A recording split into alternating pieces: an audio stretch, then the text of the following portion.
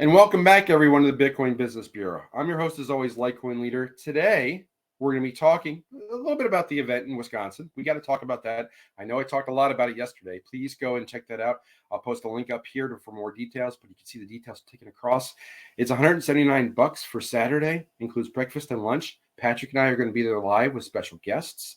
Dylan's got a previous obligation. He can't physically be there, but he's going to get there. He's either going to record a video or be there live as best as we can, as much as we can. He's going to be there to help out and answer your questions. But it's going to be a great event. 179 is the list price. There's a code down here. It's right there. Right there. See it? Right there. There it is. EPWI 50. That's EconomicPreppers, Wisconsin 50. First 50 people get 50. Did I get it? Oh, I did it backwards, but I did it right. $50 off. Okay, so now you're paying $129 with breakfast, with lunch, 6 to 8 hours of content, with a ballet wallet and training. There's not a better deal out there, bar none. Come on out there, learn about crypto, gold, silver, real estate. Ask questions if you like. There's going to be a CPA there. There's going to be a lot of different people there, and Eva's going to be our host, and she's our local point of contact after we leave. So even if you don't get an opportunity, you will have an opportunity to talk to us and consult with us in the future. No question. We'll talk about that. And we're not going to do any hard selling. That's not what we're about. But if you have a local question or want to talk to someone locally, Eva's there. So we want to introduce you to Eva. Eva's our host. Thank you again, Eva, for inviting us out there. Come on out. Check it out. It's a great value. Hope to see you there. But today, what I wanted to talk about is lending and lending in the new economy. And I'm going to be talking about this a little bit, probably. I don't know. This is probably going to be a question about it. I really don't know what the audience is going to be like, but I love talking to a new audience because I love questions and it helps me to find good ways to explain what's going on and get the answer result. I love watching the light bulb go off for people. It's fantastic. So, question that recently came up on Telegram. If you're not following Telegram, join it. It's in the description. It's followtheleader.com, not .com. Follow the Leader is the name of the Telegram. Slow down, Jeff. Follow the Leader is the Telegram group. Okay. If you can't find it, it's in the description. It's also on my website, LitecoinLeader.com. Right over right there. This is new. Thank you. Thank you for StreamYard for making new features, which make it, I think, better, but also more complicated and hard to point to. But we're there. Anyway, lending in the future. How's it going to work? First off, let me explain the concept of lending. All right. Let's just say that you want to borrow $100,000. Okay. You go to the bank, and the bank's going to ask you one basic thing. Lots of different forms, but they're asking you one thing. Can you repay it? And can you make the payments? And what's your worthiness for getting the money? Because let's look at the purpose of lending in general. The borrower, we understand. They think that if they get, I'm going to use the number $100,000, they borrow $100K, and they're going to have a good purpose for it, hopefully, to make the $100K grow. Like invest in a business, improve something, maybe buy a house, fix it up and sell it. All these different reasons that they can improve. Typically, the lender, right, they have $100K, but this is an investment vehicle for them. They have $100K, and they can put it here, here, or here, or here, right? There's lots of different ways they can increase the value of that currency. Should they buy Bitcoin? Should they buy silver? Should they buy a house? Should they loan it out? Now, the wrinkle of this is that banks don't have the $100K. They're creating the $100K on paper. That's called a mortgage or a loan note. And what they're doing is they're going to sell that and get paid for it. So I think a random piece of paper laying around. So random piece of paper. All right, this is a note. I don't even know what it says. This is kind of like Ninja and cardboard. But this is a mortgage I just created for $100,000 on the house. The bank created it. I signed off on it, which means I'm going to make payments on this mortgage. Now the bank takes this and sells it to somebody, and they get paid maybe $60,000, $70,000. Now, why on earth, Jeff, would they do that? Well, first off, that piece of paper didn't exist a couple weeks ago. Now they just created it. Now it has value, and someone's willing to buy it.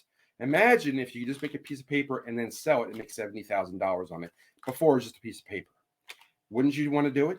Yes, you would. But what do the banks do? They make this piece of paper match criteria for their buyers. So they have people that are willing to buy those mortgage notes, or those debt instruments, call it a car loan, whatever, as long as it meets certain criteria, credit score, credit worthiness, income for the borrower, terms and conditions on all that stuff, because the reason that they meet all that, and that's why when you do a loan, it goes through a process called underwriting. The underwriter takes the information of what the lender, the purchaser of the mortgage note wants, and they say, I want a credit score, someone with 600 or better. I want them to making $100,000 a year or better. I want their debt to income to be 40%. So all these different criteria. But as long as you meet all those, check all those boxes, they can sell that note that you're creating. They could take this random piece of paper that was worth nothing, and now you filled it out with Jeff to borrow $100,000, and now sell it on the market of mortgage notes and make $60,000, $70,000, $80,000 just from creating that piece of paper. Now, yes, did they create? They created a thin air, yes, but they put some work into it. They know the market for the buying those notes, and they know how to minimize risk. That's what lenders are really doing. They want to minimize risk and transfer risk from them to the borrower. So let's take one person at a time here. The borrower, I need $100,000 because I want to buy a house, and I'm going to fix it up, and I'm going to flip it, and I'm going to make $150,000 on it. Borrower said that the lender looks at that and says, hey, he's brand new to this. I don't know. That's kind of risky. Or he's done 20 houses like this, not that much risk.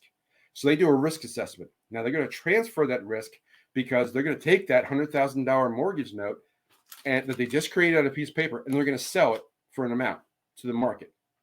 So they have zero risk at that point. So what they've done, and the only risk that they have is that they have to get the process through settlement. So now the mortgage is created, it's all signed, and then they get the payment, which should probably be, the money's probably in the escrow when they close on it, which is, if you've ever bought a house in the last 20 years, you've probably seen it about at least half the time that you're going to be making payments to someone that's not the original bank that was said they're going to be the lender. Just say Bank of America was going to be your lender, but you're going to be making it to Countrywide or Wells Fargo, or pick a bank, PNC, or even just some other processing or holding company that owns these mortgages, and you're making payments to them. Why? Because Bank of America sold that piece of paper that has a face value of $100,000 mortgage.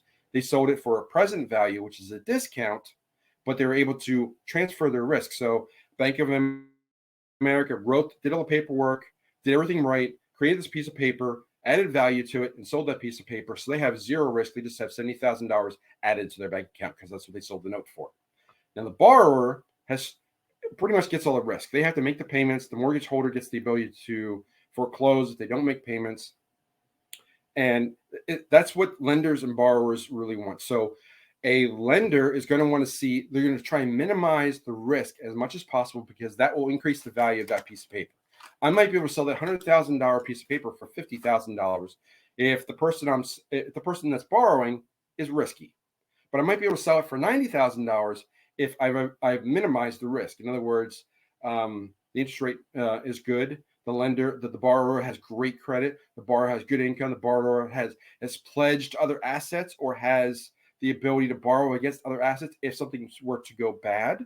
They've already pledged. They've pledged collateral against that property or that note. So they're over collateralized. So that only really lowered that risk. So now they can sell that piece of paper even higher. So they're more than willing to do that. So the borrower wants to minimize risk and sell the piece of paper and get that money. Or some of them keep the paper and take the debt service. They will take those payments over time. Very few do that anymore. More of local banks and credit unions do that.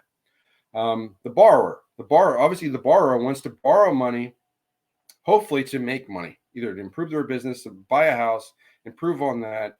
The worst kinds of loans, the ones that are frowned upon the most by lenders, are like, I want to borrow money to make ends meet for the next 6 months until I get a lump sum of money, or I make more money. That's going to be frowned upon a lot by the lenders, because they're like, okay, this person doesn't have anything to pledge against. He's much riskier. So that $100,000 mortgage might get sold for only $50,000 if they even go through with it. So this is the things you need to know about lending and borrowing as we head into the new economy, because now we're going to be pledging assets like cryptocurrency or silver and gold. And if you have those assets to borrow against, fantastic. They will lend against that. But understand that collateral is now at risk because you pledged it against that loan. So you need to be thinking about, what are you borrowing for? What is the risk that you're taking upon? Because the borrower usually is the one that's taking the risk. And what adverse things can happen that will cost you in the long run if you do borrow from a loan. So these are all things you need to think about when you're borrowing or when you're lending, and what everyone looks at. For the lender tries to minimize their risk or transfer their risk, the borrower is going to be taking on the risk, and you have to be careful how much you take on. So that's a top level 10-minute-ish answer of what lending and borrowing is like. Once you understand that, then you can start to go a little bit more advanced and say, how is lending and borrowing going to work going forward? And that's the kind of things that we will discuss in Wisconsin. So, or on my AMA, Patrick and I do an AMA. We have 2 more AMAs this month before the prices go up in March. It's going to be $99 a month starting March. And we might do a discount for Wisconsin people. I don't know yet. I have to talk with Patrick about it, but price is going to go up because everything else is going up. But this is a service that we're selling. We are selling our time and our availability to answer your questions. That's one of our many things that we offer to the community. If you don't know what other things, check out the video from Monday, and definitely come out to Wisconsin, which is a great deal, and learn about all the different things that we have available. Anything from real estate notes and creating paper, to getting you silver, getting you gold, getting you crypto safely, getting you a wallet, tax preparations, all these different things that we offer, consulting, all the different things that we offer as a service to the community. And if you think of a service that the community needs or wants, please let us know, because that's what we do. We find gaps in the marketplace. We either fill them ourselves, or we find companies that are doing that, put them together to create a solution and a product that people want to buy. That's what we want to do. And we're doing it as a service to everybody. But lots said today. I'm looking forward to your comments down below. Please like and subscribe, share this. It really helps the channel, really helps us. We'd love to see it in Wisconsin. But with all that said, I'm going to close the door on the bureau. So follow leader one more time, and I'll talk to you soon. Take care.